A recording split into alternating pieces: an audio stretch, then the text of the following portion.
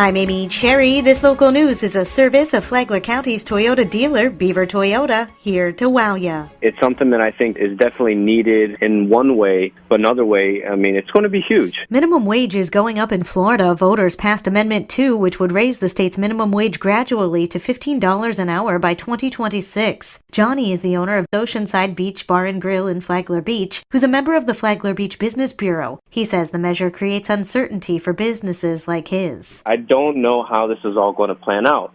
It's kind of scary because ultimately, we rely on a lot of entry-level positions. We rely on a lot of those kids in high school that want to be dishwashers, busboys, and how am I going to afford to pay a dishwasher $15 an hour? He tells WNZF customers may have to shoulder some of the cost. There's going to be cost increases, menu changes, or, maybe tip pulling the whole restaurant. Scott Fox, owner of Tortuga's Florida Kitchen and Bar in Flagler Beach, who's also a member of the Flagler Beach Business Bureau, echoes his competitors' concerns about being able to pay for the increase. The job market is set where good line cooks at this point are right around that $15 margin. And they're going to be looking for, hell, if I've been here for 5-6 years and all of a sudden an 18-year-old kid or a 16-year-old kid is now making just as much as me. So it's going to adjust the market all the way around. And our profit margins in the hospitality and restaurant industry is so minuscule as it is. Where is that increase going to come from? Minimum wage in Florida currently stands at $8.56 an hour.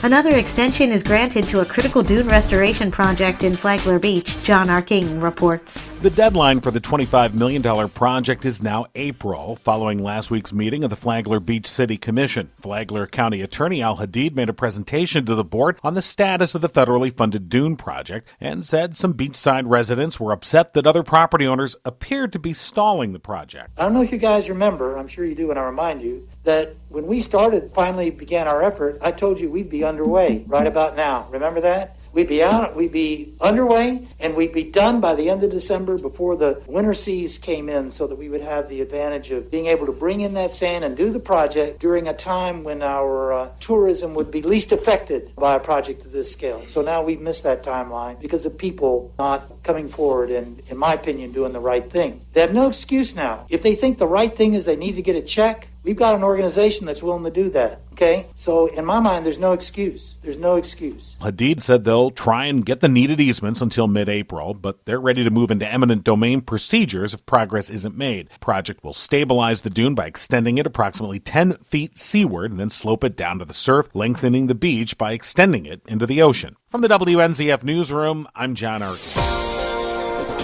What does it take to keep the COVID vaccine safe to distribute to everybody? Dr. Stephen Bickle, Flagler County's medical director, says the vaccine has to be cold, and he means cold. It has to be, stored at like 80 degrees below 0 Fahrenheit. Bickle said that Pfizer has a plan. They actually have a plan where they're going to ship these in a container that's designed to keep it at that temperature for like 5 or 10 days. Dr. Bickle said the company is also working on changing the vaccine's formulation so that it does not have to be stored at 80 degrees below 0 to be a safe vaccine. To listen to more about the potential COVID vaccine, download the Flagler radio app and then go to the Free for All Friday podcast. Tomorrow, the Lick Stick. From the WNZF Newsroom, I'm Deb Albertson.